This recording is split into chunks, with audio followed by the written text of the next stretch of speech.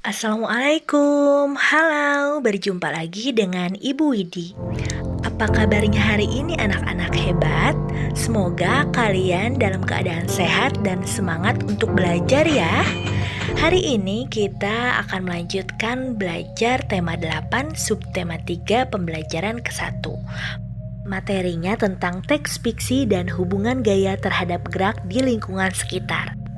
Sebelumnya kalian telah mempelajari tentang teks fiksi. Adakah yang masih ingat apa itu teks fiksi?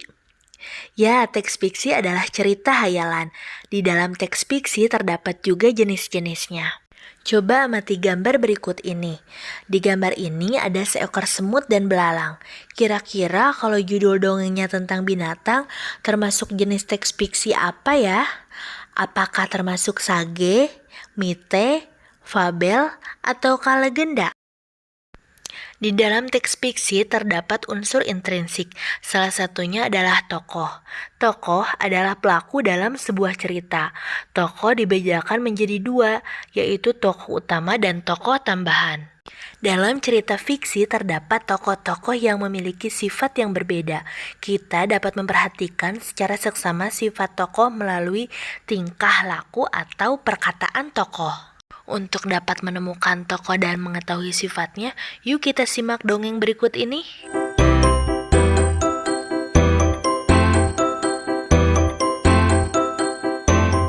Di tengah hutan, hiduplah kawanan semut yang sangat rajin. Terik matahari di musim kemarau tak mematahkan semangat mereka untuk mencari makanan. Setiap hari mereka membawa, mengumpulkan, lalu menyimpan makanan ke dalam lubang yang menjadi rumahnya. Berbeda dengan kawanan semut yang rajin, tetangga mereka si belalang malah asik menikmati musim kemarau dengan bermalas-malasan.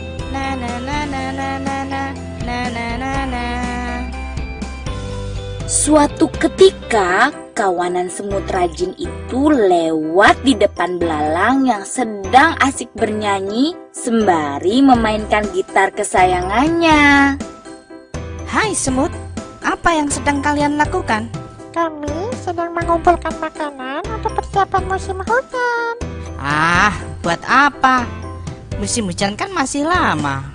Lebih baik bersantai dahulu. Ayo sini, bernyanyi bersamaku. Semut tidak memedulikan perkataan belalang. Mereka kemudian berlalu meninggalkannya.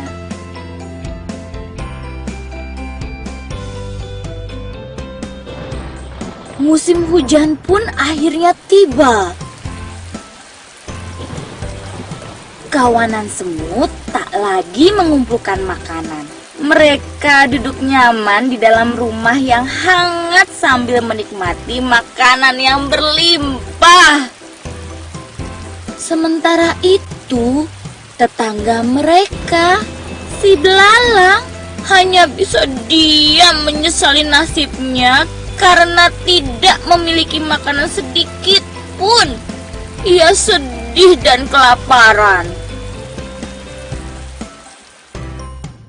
Saat belalang terbaring lemah tak berdaya, datanglah kawanan semut ke rumahnya. Hai belalang, kami membawakan banyak makanan untukmu. Belalang terkejut dengan kedatangan kawanan semut baik hati tersebut. Apalagi mereka membawakannya makanan yang lumayan banyak. Terima kasih ya semut. Aku berjanji, esok akan giat bekerja dan tak bermalas-malasan lagi. Sudah, tak usah bersedih. Ayo, kita makan bersama. Begitulah cerita kawanan semut yang rajin, baik hati serta suka berbagi, dan si belalang yang menyadari bahwa kemalasan akan merugikan diri sendiri. Nah, anak-anak bagaimana? Seru kan dongengnya? Coba temukan siapa saja tokoh dalam dongeng tadi dan bandingkan sifat yang dimiliki dari tokoh-tokoh tersebut. Pada dongeng tadi, kalian melihat peristiwa semut sedang mendorong biji jagung supaya masuk ke rumah semut. Pernahkah kamu berpikir mengapa biji jagung tersebut bisa bergerak maju?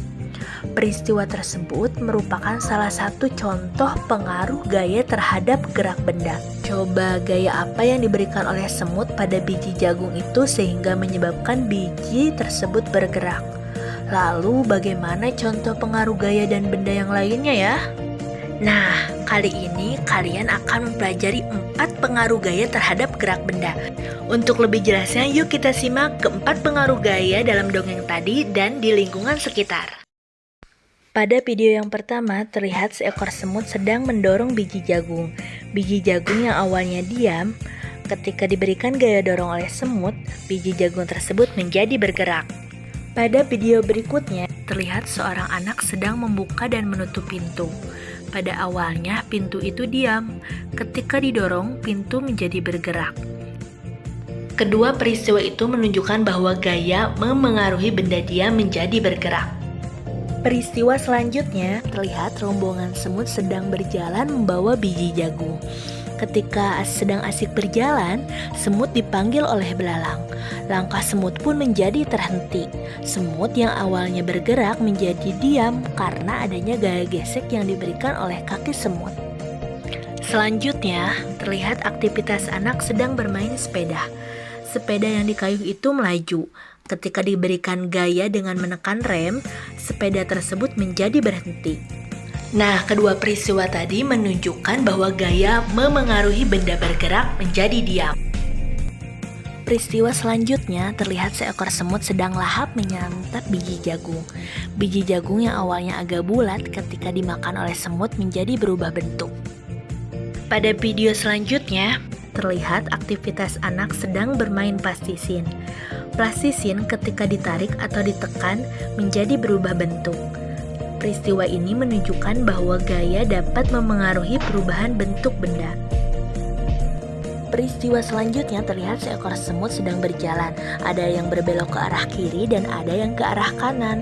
Ketika berbelok berarti memberikan gaya berupa dorongan, sehingga arahnya yang awalnya lurus menjadi berbelok, bisa ke kiri dan bisa ke kanan. Peristiwa selanjutnya, pada permainan voli, terlihat bola bergerak dengan arah yang berbeda-beda.